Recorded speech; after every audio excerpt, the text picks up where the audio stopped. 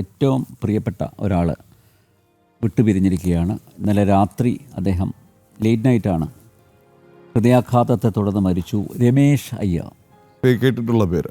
Yes, Ramesh Iyer. Ramesh ഏട്ടൻ മരണപ്പെട്ടിരിക്കുന്നു.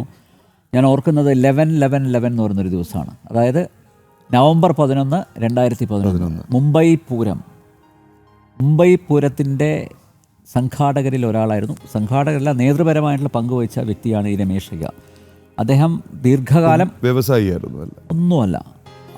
അദ്ദേഹം ഈ രാഗസുധ എന്ന് പറയുന്ന ഈ കലാപരിപാടികൾ, അതുപോലെ നമ്മുടെ കേരളത്തിൽ നിന്നുള്ള കലാകാരന്മാരെ മുംബൈയിൽ അവതരിപ്പിക്കുക, സംഗീതം മനസ്സിൽ കൊണ്ടു നടന്ന ഒരു വ്യക്തി.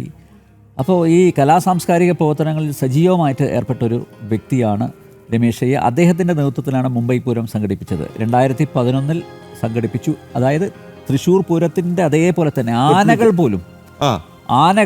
ആനകളെ പോലും മുംബൈയിലേക്ക് കൊണ്ടുവന്നു. 3 ദിവസം. അതിന് ഞാൻ അസോസിയേറ്റ് ചെയ്യുന്നത് രമേശ് ഏട്ടൻ എന്നെ ഇവിടെ കാണാൻ വന്നു. അന്ന് കേരളത്തിൽ നിന്നുള്ള മന്ത്രിമാരെ ഒക്കെ ഞാനാണ് അറേഞ്ച് ചെയ്ത് കൊടുത്തത്.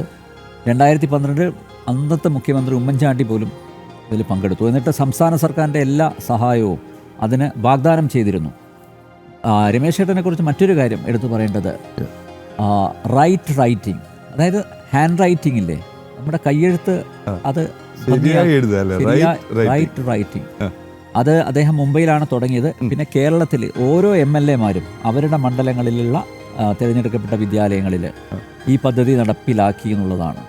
നല്ല എഴുത്ത്.